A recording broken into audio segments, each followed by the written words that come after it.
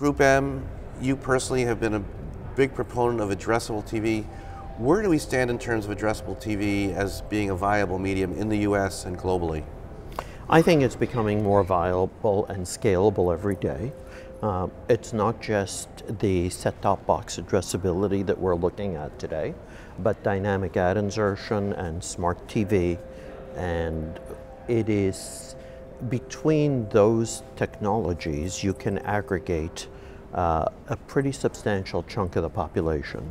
And I think this is the year that it becomes a truly scalable proposition. And what's the attitude amongst your clients? It is a kind of a new buy, isn't it, for them? It's new. Some clients need to be educated. Our focus initially has been with those clients who can do the cleanest and quickest attribution, and those clients for whom the value of an acquisition is highest. So in the financial sector, in the automotive sector, in the studio sector, those are areas where there is a known value of an acquisition, where the data is reasonably good so you can close the loop on your attribution. And I think once that gets laid down properly, we will scale it out to the broader client list. And what about the creative piece of it and the opportunities for the agencies, for the brands to have either new stuff that they would never create in the past because there was too broad a reach for an ad, or creative versioning of existing creative?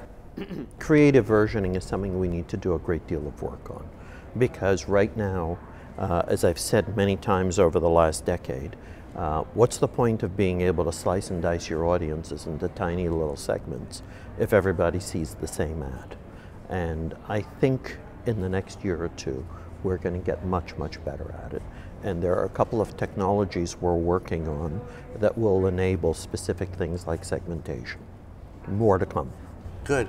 And there's been a lot of talk in the news lately about brand safety and the problems of bots and fake news and all sorts of things that have come up in the papers. The whole area of digital supply chain integrity, yes. And brand So are safety. things really bad now, or is it just that there's a certain focus on some isolated events, or what's your take on all this? I think it's a function of when you arrived at the party. We arrived at the party a long, long time ago. We began about a decade ago by identifying sites that thrived from piracy violations, and we blacklisted them. And once we had a blacklist going, we began to add to that from a brand safety perspective, right? I have to wonder, for those people who are just waking up to brand safety issues, where they've been. You know that we appointed John Montgomery as a Chief Brand Safety Officer last year. We've been aware of this problem for quite some time. I don't think the issue is one that we can throw the media owners under the bus on. I think we have to take some responsibility for it, and we have to work collaboratively to provide an ecosystem that is friendlier to our clients. Having said that, we've been, as you know, very much at the forefront of things like viewability. We've been doing a huge amount of work on improving the integrity of our supply chain, where we can do it on an industry-wide basis with organizations like TAG, etc. We have done that.